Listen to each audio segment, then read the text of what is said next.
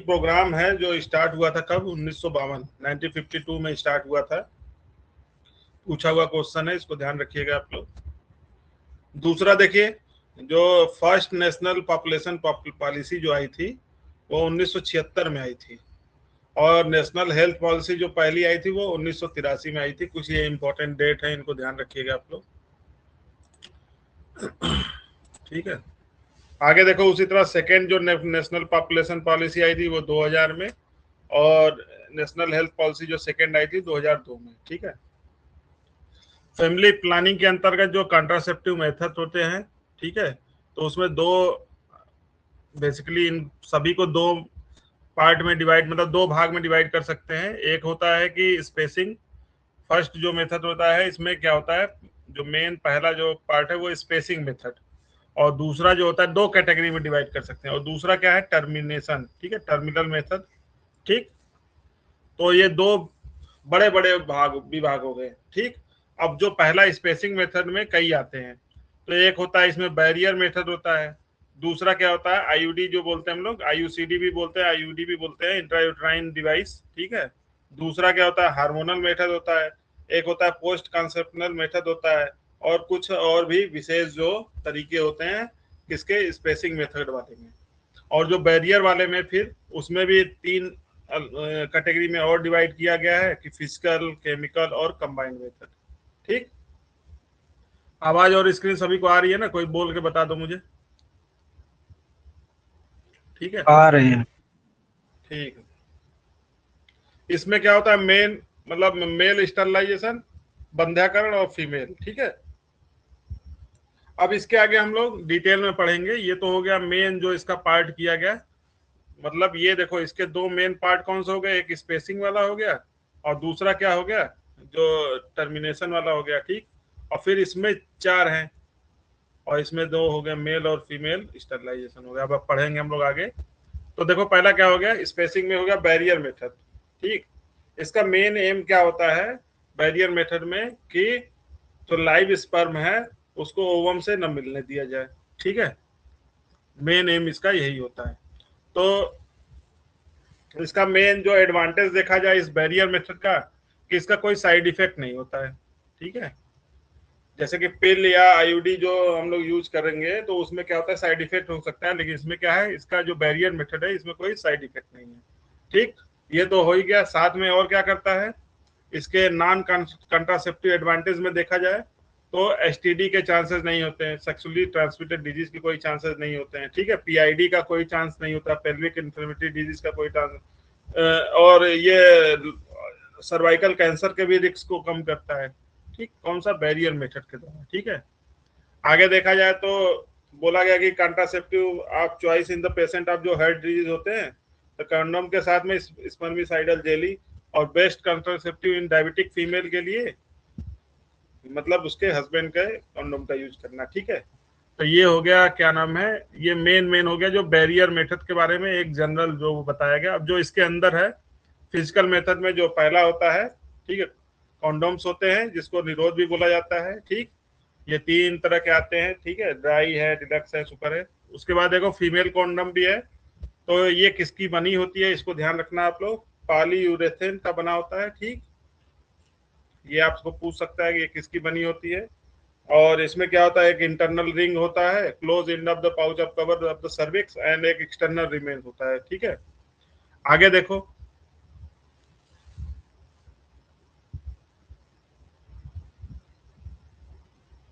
इसका एक ड्रॉबैक होता है कि ये क्या होता है, जो फीमेल कंडोम क्या होता है, हाई कॉस्ट, और ठीक है, ये इसका एक ड्रॉबैक होता है। बाकी देखो, दूसरा जो बैरियर मेथड में होता है डायफ्राम होता है। इसको जो डेवलप किया था एक जर्मन फिजिशियन ने किया था 1882 में, और उस समय डच कैप बोला जाता था इसको। ठीक है, उसके बाद देखो इसके बारे में बताया जा रहा है कि इसमें होता क्या है। तो एक सैलो कप होता है मेड ऑफ सिंथेटिक रबड़, प्लास्टिक मटेरियल, और इसका जो रेंज होता है 5 से 10 सेंटीमीटर या 2 से 4 इंच तक होता है। It has a flexible rim made of spring metal. ठीक है, तो इसमें ज्यादा कुछ पूछता नहीं है।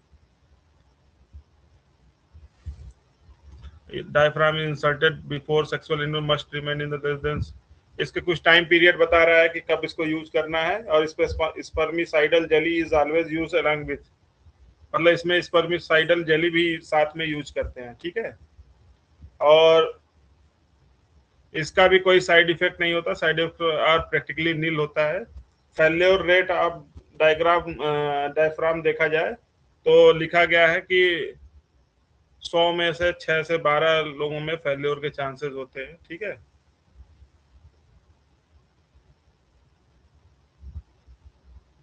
अब इसके एडवांटेज और डिसएडवांटेज में देखा जाए तो इसमें लिखा गया है कि कोई रिस्क नहीं है और कोई कंट्राडिक्शन भी नहीं होता इसका। और डिसएडवांटेज देखा जाए तो इसके लिए एक ट्रेंड, ठीक है, initially physician or trained person will be needed to demonstrate the tech, मतलब एक बार आपको डिमोन्स्ट्रेट करके उसको दिखाएगा तभी तो वो उसको यूज कर सकते हैं, ठीक है। आगे देखो तीसरा जो वेरियर मेथड में ये वेजाइनल स्पॉन्ज होते हैं, एक टूडे के नाम से आता था, ठीक है। ये क्या होता है, स्मॉल पॉलीयूरेथेन फोम स्पॉन्ज होता है, और इसकी जो मेजर होते हैं 5 सेंटीमीटर इंटू 2.5 सेंटीमीटर होता है। और सेचुरेटेड किस साइड क्या होता है, नोनोजाइनल, ये स्पर्मिसाइडल जो ये है ये पूछा हुआ है, इसको ध्यान रखना, ठीक। आगे आते हैं केमिकल मेथड में आते हैं, समझ में आ रहा है सभी को।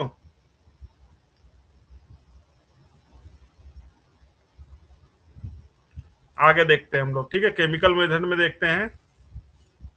तो देखो लिखा गया है कि 1960 में, before the advent of IUDs and oral contraceptive, spermicide जो यूज किए जाते थे, वाइडली यूज किए जाते थे, और इनकी 4 मेन कैटेगरी होती थी। कुछ फोम होते थे, ठीक है, कुछ क्रीम या जेलिस के रूप में होते थे, कुछ सपोजिटरी के रूप में होते थे, या सॉल्युबल फिल्म के रूप में होते थे, ठीक है।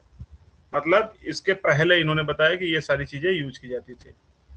लिखा गया है कि the spermicide contain a base into which spermicide is incorporated. The commonly used modern spermicide are surface active agent.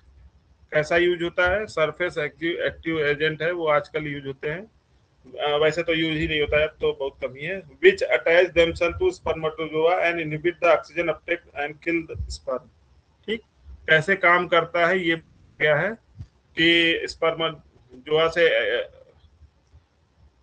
Attach हो जाते थे और उसके ऑक्सीजन अपटेक को कम करके स्पर्म को, रुक जाओ 1-2 मिनट ना, अभी थोड़ा जल्दी जल्दी आया हूँ, लेट हो गया था।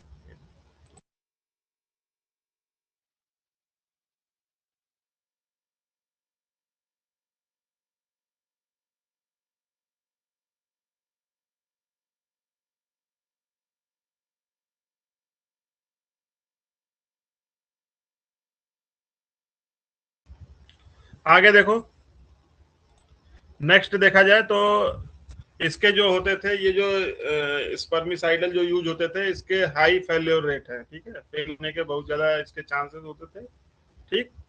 आगे देखो नेक्स्ट क्या आ गया, इंट्रा यूट्राइन डिवाइस आ गए, ठीक है, जानते ही होंगे, ये 3 जनरेशन इसके हो गए। फर्स्ट जनरेशन क्या था, नॉन मेडिकेटेड और inert lipase loop type. Second generation वाला क्या था, कॉपर कंटेनिंग डिवाइस विथ या विदाउट सिल्वर।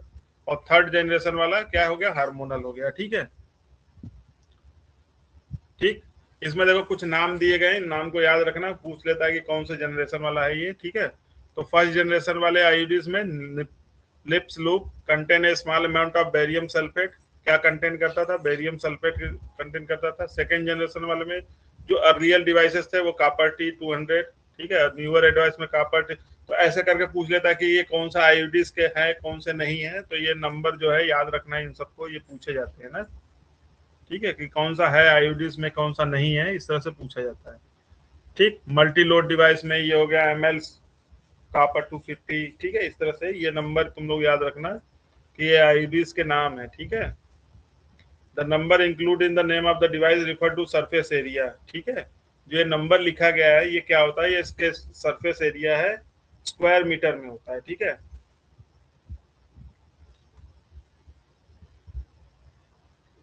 ठीक।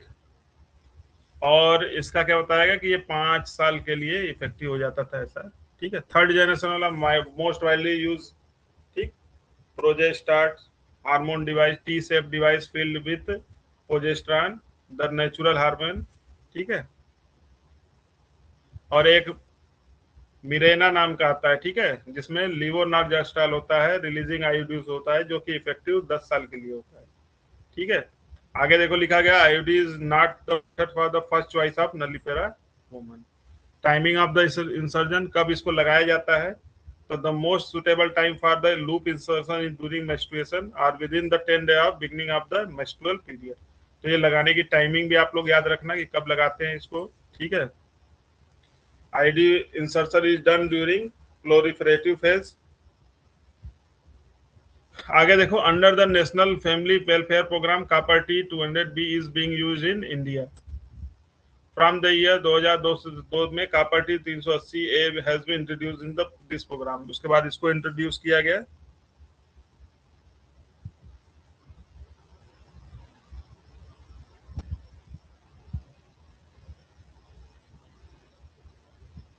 ठीक है।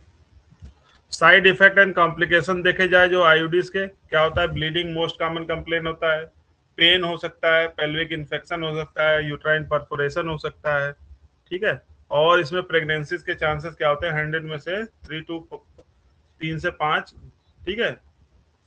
और about 50% pregnancy in the spontaneous abortion. Ectopic pregnancy भी है 3 से 4%। Highest rate seen with the progesterone device, ठीक है। एक्सप्लेशन भी हो सकता है, कैंसर और टीरेटोजेनेसिक भी हो सकता है। एक वो बता दिया जाता है कि ऐसा इसके चांसेस हैं, ठीक है, सभी में नहीं होते हैं।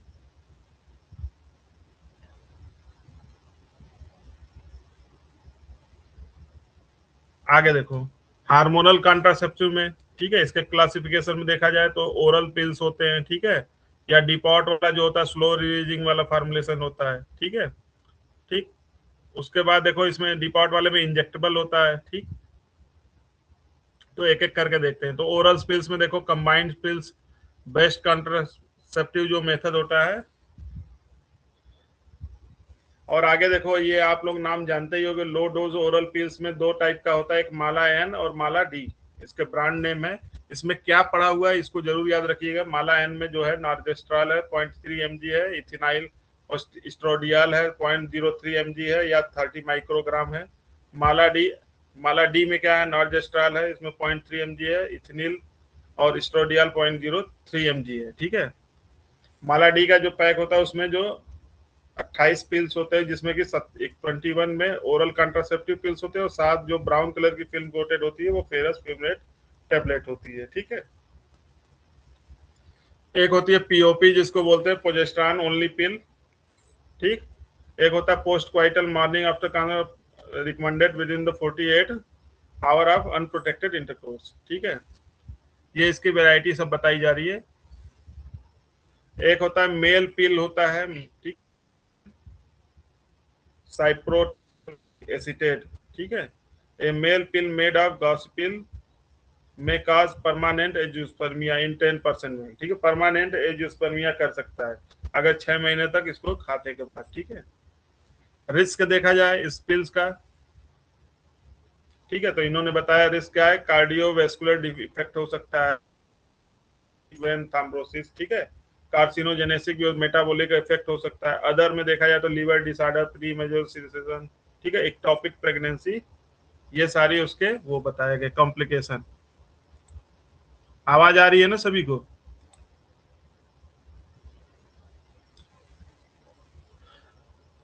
आगे देखा जो ये ओरल पिल्स के बेनिफिशियल इफेक्ट देखे जाए, अभी तो हमने कॉम्प्लिकेशन देखा जाए, तो लिखा गया है कि इसमें क्या होता है,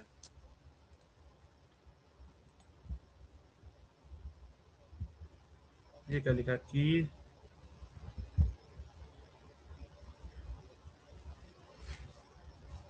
सिरा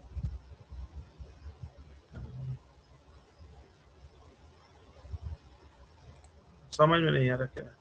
आवाज आ रही है ना सभी को? स्क्रीन दिखाई दे रहा है ना? आ रहे हैं। ठीक। बेनिफिशियल इफेक्ट में लिखा गया almost 100% effective in preventing pregnancy, ठीक है। और इसी के साथ ये पिल क्या करता है, protection against 6 disease, benign breast disorder including fibrocystic, ठीक है। फाइब्रोइडिनोमा जो होता है, ओवेरियन सिस्ट होता है, iron deficiency, इम्नीमा, PID, ectopic pregnancy, ठीक है, इन सब में। एक होता है सेंट्रोक्रोमैन पिल्स, जिसको छाया के नाम से जाना जाता है, इसमें पढ़ा रहता है, ठीक है। ये अलग से पूछा जाता है, ये क्या होता है कि this is not hormonal, not steroidal, weekly pill is which is suitable for nearly all women including those who are unmarried and have no children, ठीक है। It is available as a 8 tablet, मतलब 8 tablet का एक strip होता है। और इसको खाने का जो तरीका इसमें बताया गया है कि for initiation the first pill is be taken on the first day of the period as indicated by the first day of the menstrual bleeding. और नेक्स्ट पिल क्या है 3 डेज के बाद, ठीक है। Thereafter 1 pill is taken twice a week for the first 3 month starting from the 4th month, ठीक है। The pill is to be taken once a week और first pill day should be continue on weekly.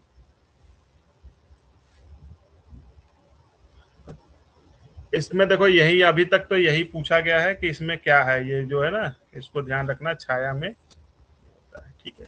और ये क्या है, non hormonal non steroidal, और 8 का एक स्टिक होता है। बेनिफिट में देखो, no hormonal effect, no interference with the sexual intercourse, no effect of quantity and quality of milk, immediate return of fertility of discontinue, इसको छोड़ते ही तुरंत आप फर्टिलिटी फिर से हो सकती है, ठीक है।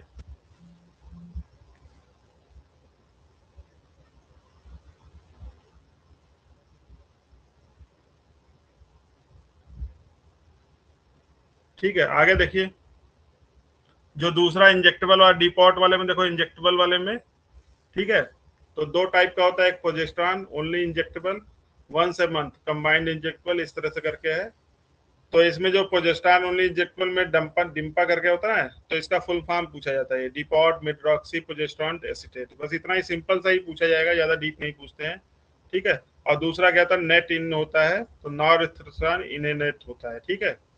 कैसे लगाते हैं, क्या करते हैं, आगे देखो लिखा गया है। एक अंतरा है, इसको जरूर याद रखना, ये जितने भी हेल्थ प्रोग्राम होता है सीएससी पीएससी पे खूब अंतरा लगाए जाते हैं, तो इसके बारे में आप जानते रहना। इंजेक्टेबल ये क्या होता है, मेड्रॉक्सी प्रोजेस्टेरॉन एसिटेट होता है, अंतरा के नाम से जाना जाता है, फोटो देखोगे दिखाई देता है उस पे, ठीक है। अंतरा अंतरा करके कि अंतरा लगाना है, तो अंतरा पूछा जाता है, अंतरा प्रोग्राम करके होता है। इसको कहाँ पे लगाते हैं, intramuscular hormonal method of women that provide protection 3 month with single dose, एक डोज में ही 3 महीने तक की प्रोटेक्शन देता है। Dose and site, the injection is given intramuscularly in the upper arm, buttock or thigh as per calculation, जो भी उसको प्रीफरेंस पर हो उस पे लगता है, ठीक है। बेनिफिट में देखो तो यही सब है, ठीक है। No interference basic, private and confidence, पढ़ लेना इसको, बहुत ज्यादा वो नहीं है इसमें। ये आप जरूर जानना कि कहाँ पे लगाते हैं, क्या इसमें है, ठीक है। ये 2 चीजें जरूर जाननी है, ये सब तो वैसे ही दे दिया गया कि वैसे जानते रहो, पूछ लिया जाए तो उसके लिए, ठीक है। कंबाइंड इंजेक्टेबल में क्या होता है, कंटेंट प्रोजेस्टेरॉन एंड एस्ट्रोजन दोनों होता है, give monthly intervals, act by suppression of, ठीक है।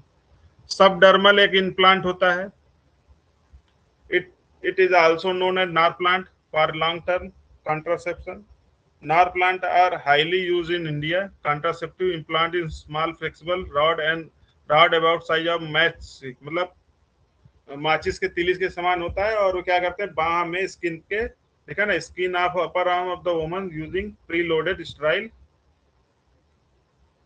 कहाँ पे होता है, क्या होता है, बस इतना ही जानना है आपको, ठीक है।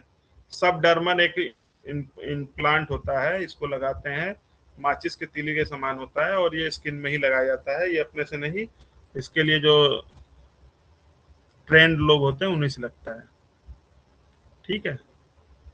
बाकी ये वेजाइनल लीस हो गया, पोस्ट करना, ये सब छोड़ो।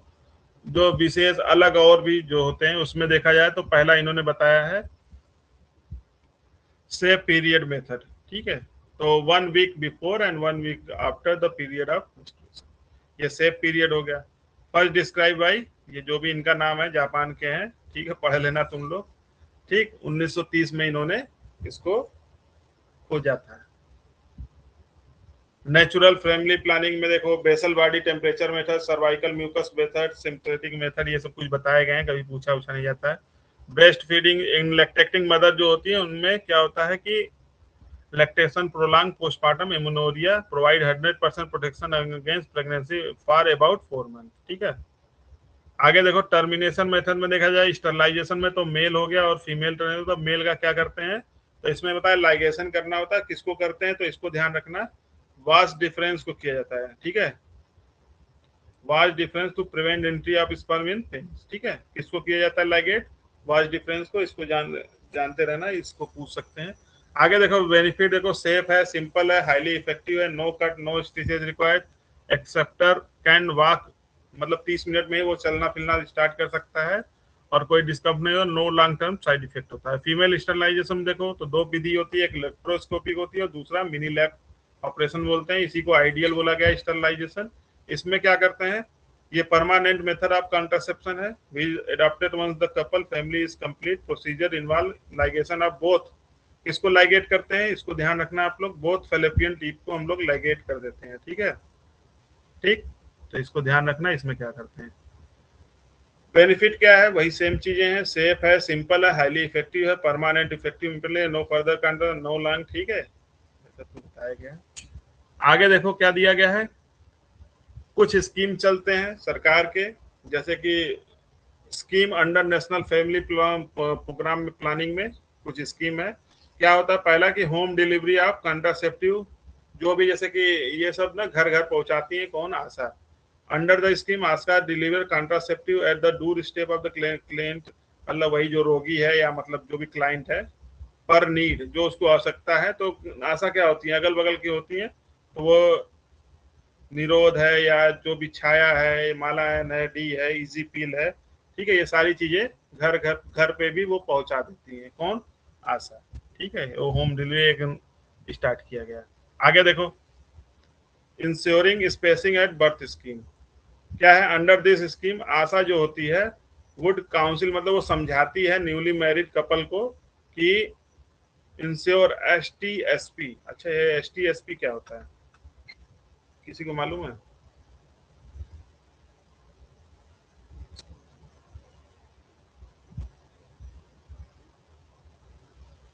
लिख लो, यहाँ भूल जाएगा, लिखना चाहिए था मुझे, नहीं तो तुम लोग को पता ही नहीं, हेल्दी हेल्दी टाइमिंग